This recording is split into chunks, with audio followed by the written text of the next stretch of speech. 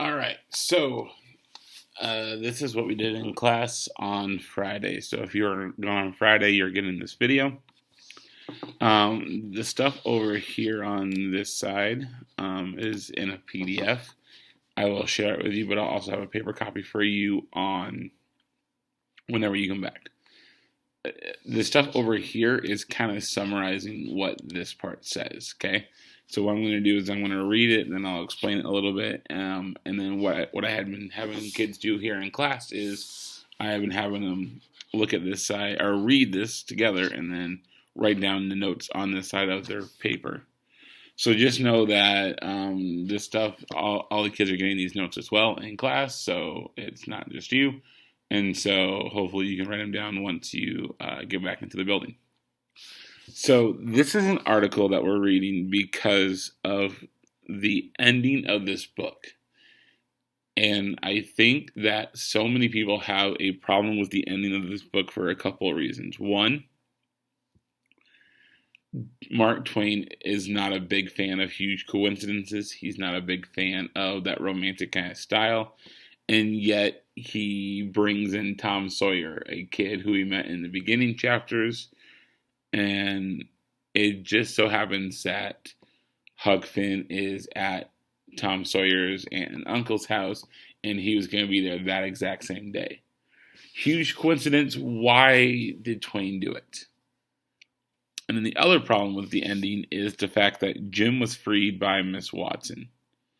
If you have read the ending, which hopefully you have by now, Miss Watson, on her deathbed, her dying wish is to free Jim because she felt bad.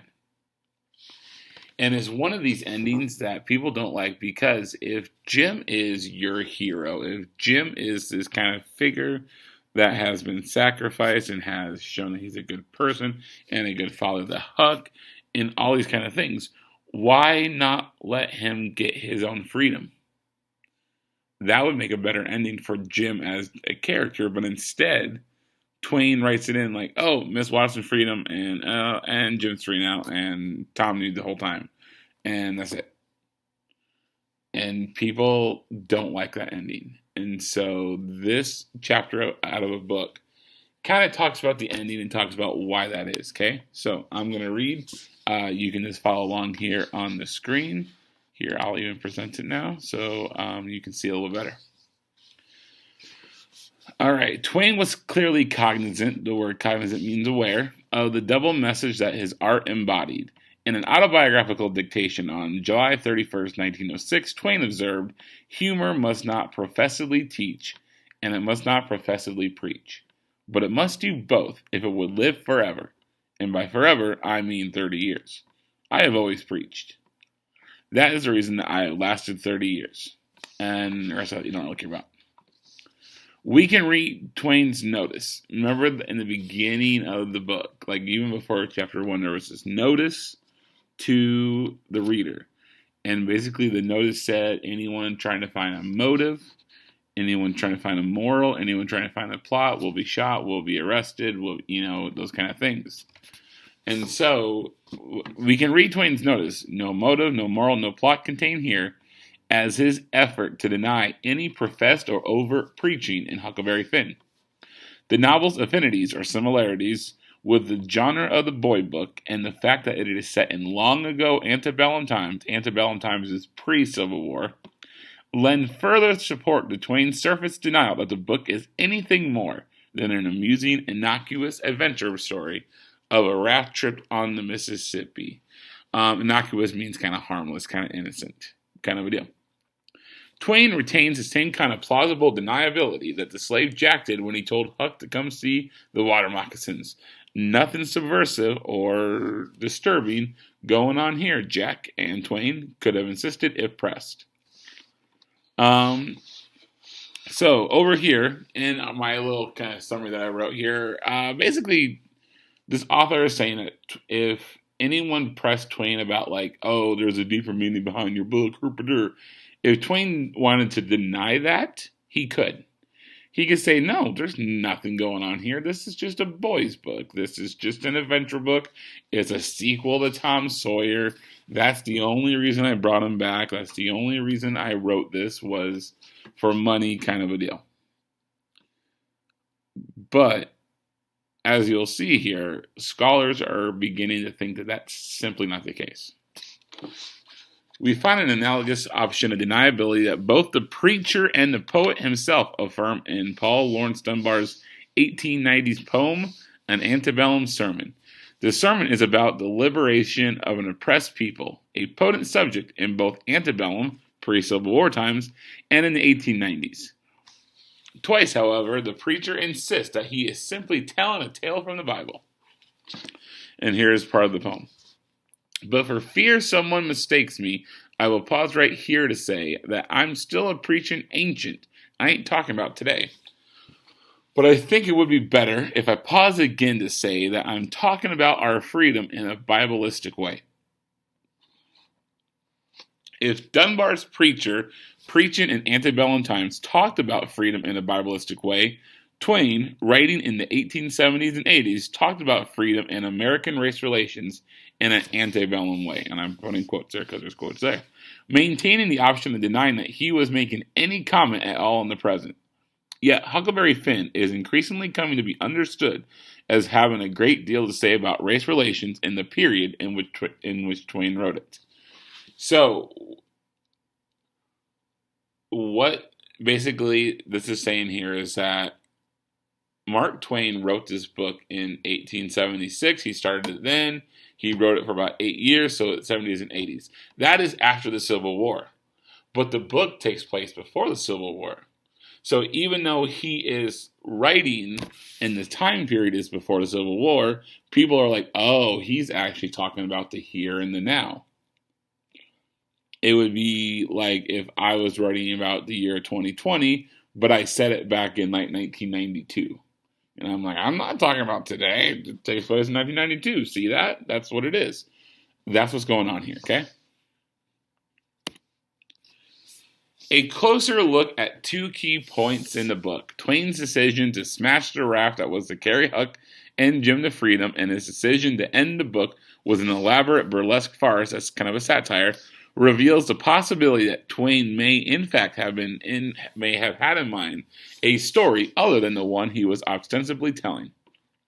Twain may have been signifying, like Jerry, like Jack, like Dunbar's preacher. Some of those are from earlier on in the book that this is part of, and like Dunbar himself, pointing up in subtle, covert ways the gaps between the unthreatening surface meaning of his text, a boy's adventure story, and a more subversive hidden meaning, a critique of race relations in the post-Reconstruction South. That part, I think, is key, because remember, we're talking about satire here. We're talking about Twain being a satirist. He is doing satire. And satire is criticizing someone through humor or through shock in order to kind of prove a point, to show how ridiculous something is, to show how dumb something is. We saw that was A Modest Proposal, how he shocked us about eating babies to tell us about how terrible the conditions were and how poorly people are being treated because of their landlords, because of other business owners, stuff like that. He's saying here, like, oh, Twain's criticizing people in post-Reconstruction South. Now, I hear you guys and girls have been reading about that in Robert's class. And so Reconstruction is after the Civil War. Post-Reconstruction is 1877, right around when Twain started writing this story. Okay? Clearly, it cannot be proved beyond a shadow of a doubt that Twain intentionally wove these implications into his text. Nonetheless, a good case can be made for their presence. As Toni Morrison recently observed, Twain's conscious intentions should not play a decisive role in our understanding of the implications of his work. So, what Toni Morrison, she was an author, she's dead now, but what she's saying there is basically, even if Twain didn't intentionally do it, his subconscious, just the back of his brain, might have still brought it up to the surface.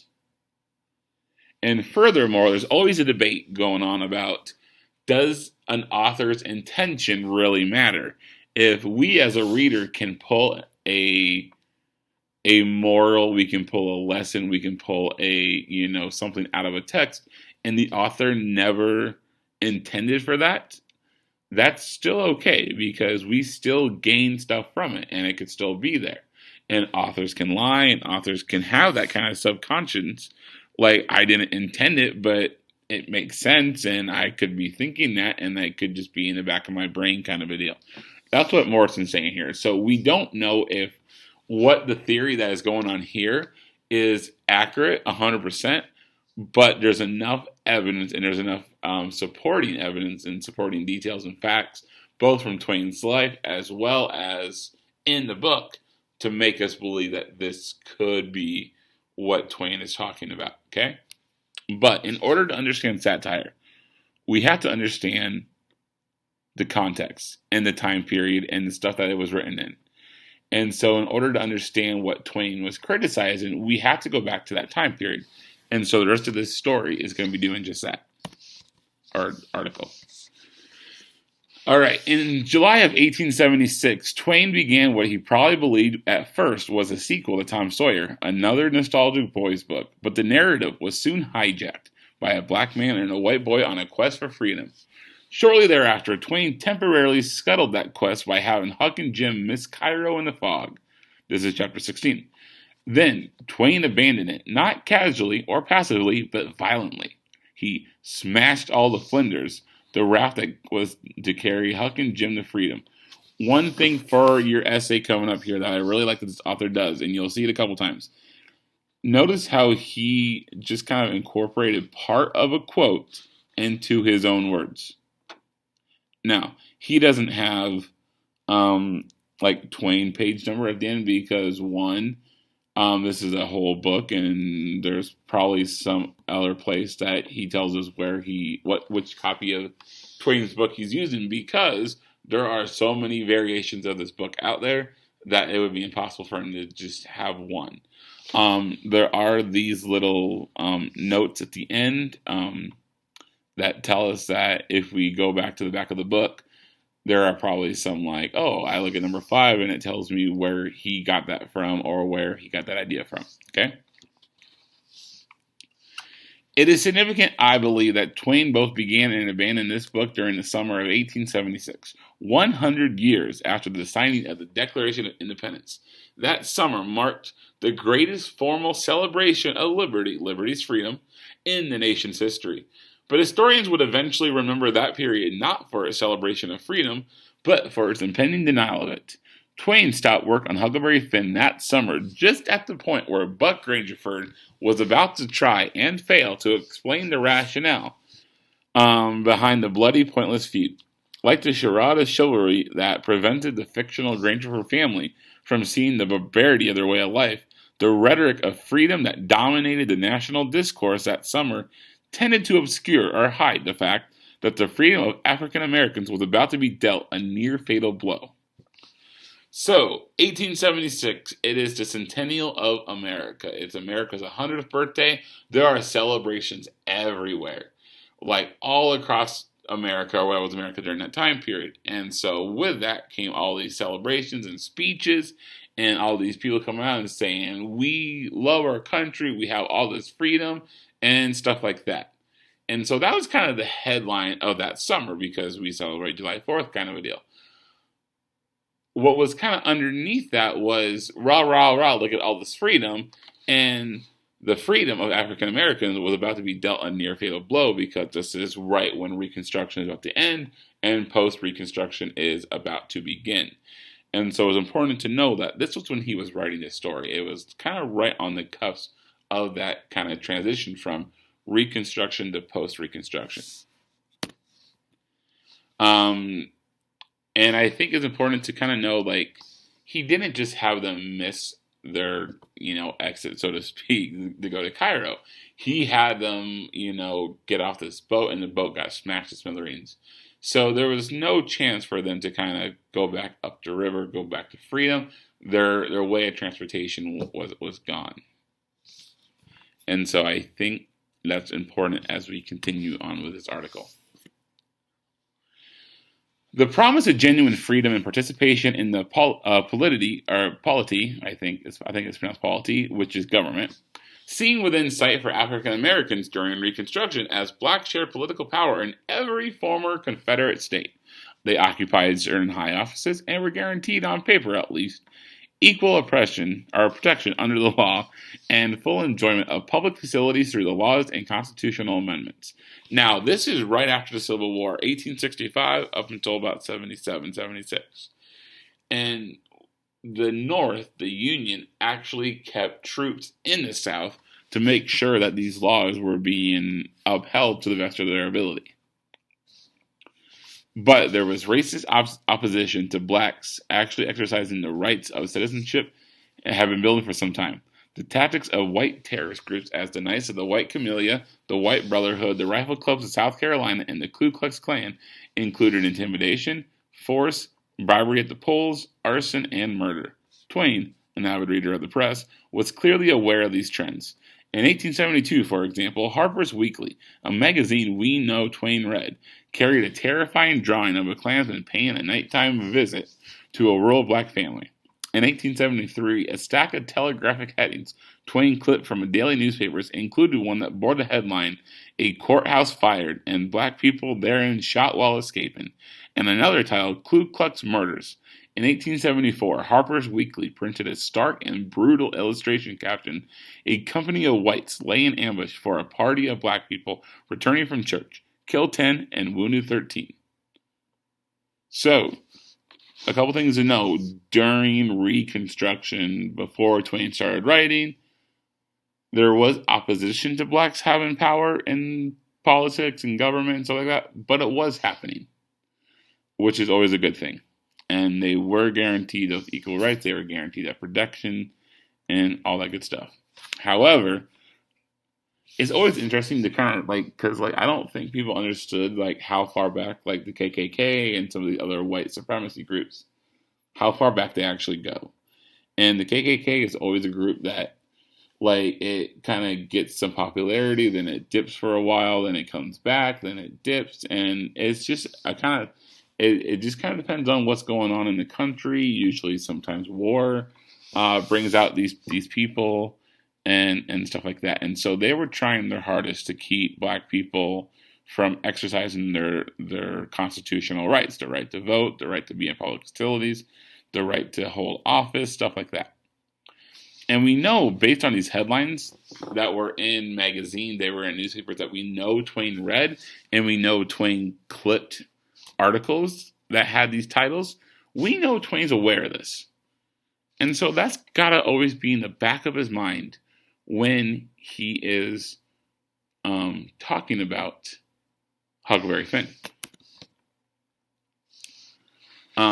Also in 1874, Harper's Weekly ran a wood engraving by Thomas Nast featuring a forlorn black couple and their child. Forlorn is sad, and I'll actually have a photo here in a slide or two. Forlorn black couple and their child on a coat of arms, propped up on one side by a member of the White League and on the other by a hooded Klansman. Emblazoned on the shield under a skull and crossbone were the words, "Worse than slavery," a graphic image of the grim plight of African Americans in a post-Reconstruction South. These tensions climaxed during the summer of 1876. That summer brought bombastic orations that were reported widely in the national press. So basically, what that means is in the summer, 100 years, there was a bunch of speeches that were being talked about America and freedom and how we love America, those kind of speeches, and they were posted into national press, magazines, newspapers, stuff like that. And we know that Twain had some of these pamphlets. We know Twain was asked to write about them and those kind of things. One of the things over here I just want to talk about really quickly is that these are some of the voting rules that the South used in order to keep black people from voting. This is not early in the article, but I just want to kind of bring it up. The first one is a literacy test. Can you read? No? Well, then you can't vote. Sucks aside. But then black people started reading, and black people started learning how to read. And so then it was property test. Do you own property? No? Well, then you can't vote. Sorry. And so that one discriminated against, really poor white men as well. because keep in mind this woman couldn't vote during this time. But for the most part, it was black people. And then the grandfather, and then black people started owning property, and so they had to go to a grandfather test. And it was basically, did your grandfather vote? No? Well, then you can't vote. Because then, because they could read, they could own property. But then it was did your grandfather vote? Nope. Well, then you can't. Suck. Also, if you were a former prisoner, you also couldn't vote, which was still a law in Iowa up until this year. And there are several states that if you are a convicted felon, you can't vote. So some of these laws are still around. And then poll fees, you had to pay a fee. So if you're poor, you can't vote. So just trying different ways to make sure that black people could not vote legally, and I'm using quotes there, kind of a deal. And so everything on this slide I've already said, kind of I've summarized, but basically, yeah, a lot of speeches given out, a lot of things written about America. They wanted to collect them. They wanted to kind of have these like anthologies and collections of speeches and writings and songs and stuff like that and poetry that many Americans wrote. And so Twain collected some of these pamphlets with some of these speeches, and he was invited to contribute to some of them. So we know Twain's aware of what's going on. We know Twain is an informed member of society. He's an informed America. He sees what's going on, both on the America anniversary speeches, as well as the black people being killed and murdered and not being able to vote and stuff like that. And here's that kind of, I think they called it an engraving. Basically, this is like a political cartoon back then. But yeah, White League and the Ku Klux Klan member, and worse than slavery. And they're crying there, they're forlorn, they're really sad. I mean, and keep in mind, worse than slavery, that's a bold statement, I would say. The same summer also brought some of the worst racial violence the country had ever seen. A host of particularly brutal racial clashes in July, such as Hamburg and Ellington massacres in South Carolina, was reported fully in the New York papers that Twain read, alongside columns quoting centennial speeches about the excellent health of liberty in America.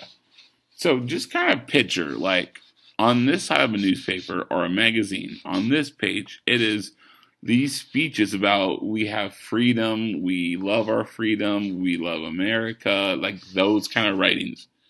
And then over here, it is, oh, by the way, some white people laid in wait for some black people and killed them and injured a bunch and burned down their houses and didn't allow them to vote. Like, there's a stark contrast there between, like, we love America and we're doing terrible things to black people.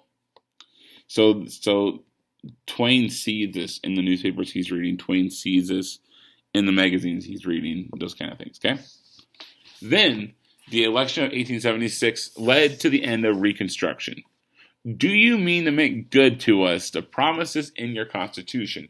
Frederick Douglass asked a national gathering of Republicans in the summer of 1876. Frederick Douglass is a black man and who fought for rights for black people in the South. And so, one of the things to kind of notice here is the word Republicans. Now, there's a lot out there about, did Republicans and Democrats switch parties? Did they not switch parties? What's going on there? I think in terms of names, they did not change, but I think in some of the philosophies, they did flip just a little bit. But during this time period, 1876, Republicans were mostly in the North. There was mostly the Union, and Democrats were the Southern people. I mean, that has flipped quite a bit, and that might have just been that people moved and people went from the South to the North. I mean, there's a lot there, and I don't have time to unpack it all, and I don't know all of it either. That would be a question for Mr. Roberts. But basically, he's talking to the Republicans. He's talking to the North. Like, are you going to keep your promise to us? But by this time, as Eric Foner has noted, most Republican leaders had concluded the Northern public would no longer support federal intervention in Southern affairs. The compromise of 1877 and the withdrawal of federal troops from the South that it entailed marked a key change in the national policy. The Chicago Tribune proclaimed the long controversy over the black man seems to have reached a finality, while the Nation asserted that the black man will disappear from the field of national politics. Henceforth, the Nation, as a nation, will have nothing more to do with him.